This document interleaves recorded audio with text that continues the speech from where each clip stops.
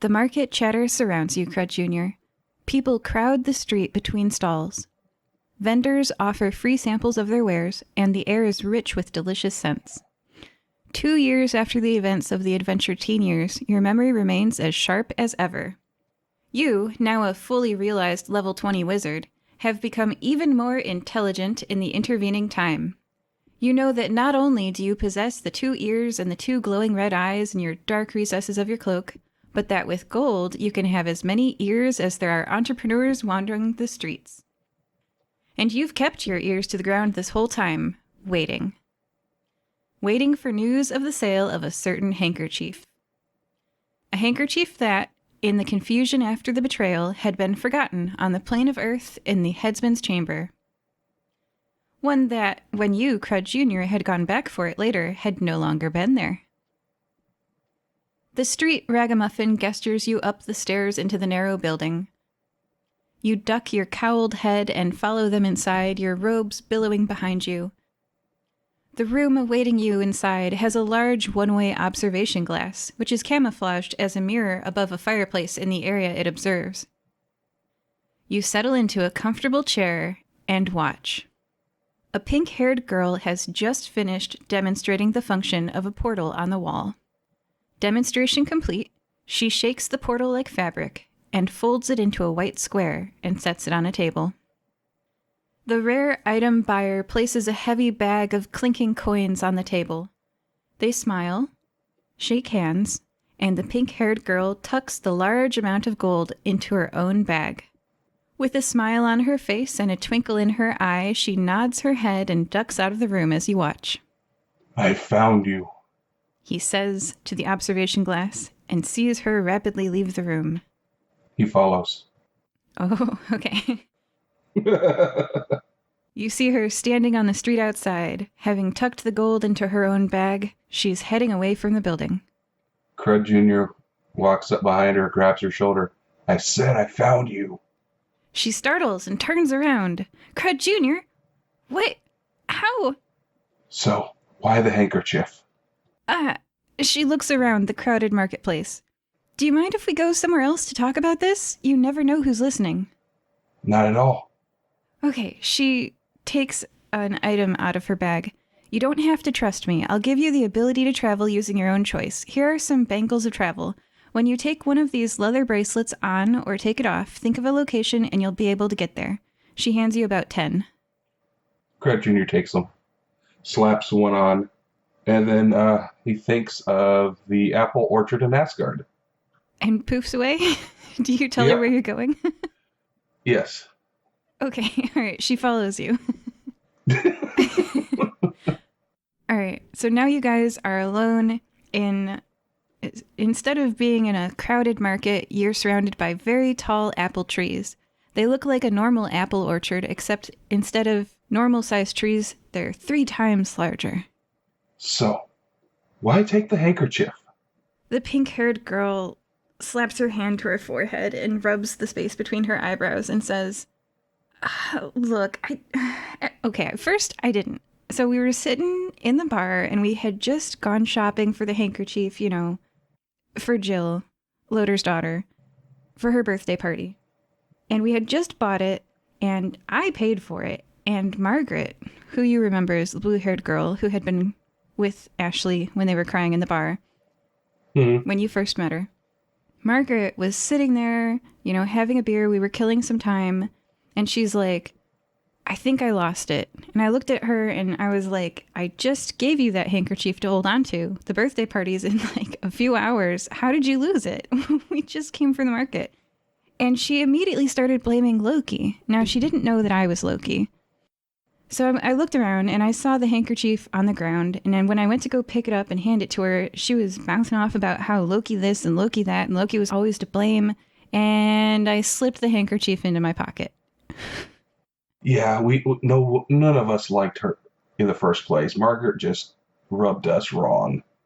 Well, I mean, we'd worked together for years. I was really enjoying being a priest of Loder.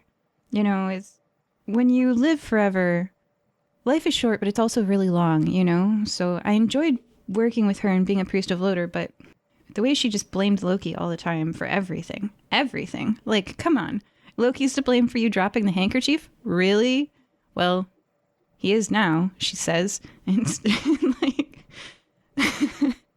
That's true. She stuck it in her pocket after getting blamed. So, I understand. Yeah. I mean, getting blamed for everything constantly gets old. Tell me about it. Oh, my lord. I am constantly getting blamed for crap I don't do. So I know exactly what you're talking about. Yeah. Other people should appreciate us more. Oh, absolutely. I mean, where would they be without us? Like, if it weren't for us, you would have died so many times. Come on. Like, they owe us. Oh, absolutely.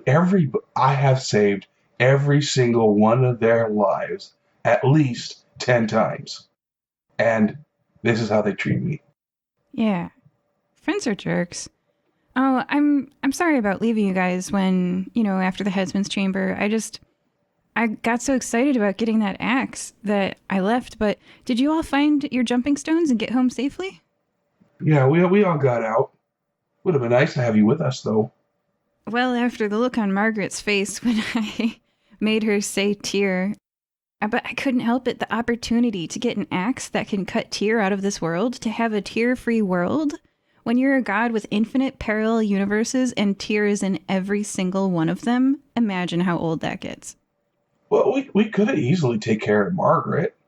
You and I team up. There's nothing we can't accomplish. She smiles and seems more relaxed. Yeah, we should team up. I never meant to use you. I genuinely did go with you, Margaret, Amonist, and Artemia to the plane of Earth to protect you all. It's just, I couldn't say no to finally freeing us all from Tyr's oppression. When that opportunity presented itself, I had to take advantage of it. Yeah. I hope there's no hard feelings. No, I've had quite a long time to ponder on this. And no, there's no hard feelings. Good. Yeah, I mean, and now you know who I am. At the time, I was Ashley, assistant to the regional priest of Loder. But now you know that I'm Loki. So, I mean, surely now you know how I feel. Now that you know who I am, you can understand. How would you feel about the person who had imprisoned your child without a fair trial, without any offense at all? Tyr chained Fenrir up all based on a prophecy of something that might happen. That doesn't sound like a god of justice to me.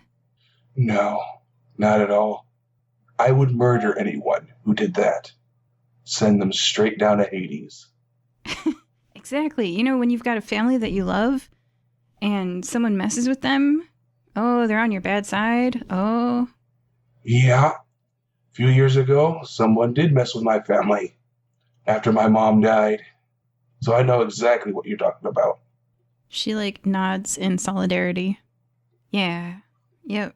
And then when they claim to be the person in the right, that just makes it even more offensive. Tyr claiming to be the god of justice. Tyr's no god of justice. He claims to be the god of justice, and then he uses his power to imprison people who haven't done a single crime. He's a tyrant. You got a plan? Yeah. Now that I have this axe, now that I can excise Tyr from this world, I can make a place that's free of him. I can make one of the parallel realities free of Tyr, and I can free Fenrir, my son. Want some help? Yes, I do. Let's do it. Yeah.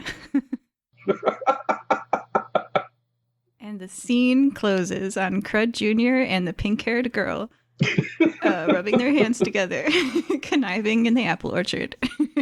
Menacingly.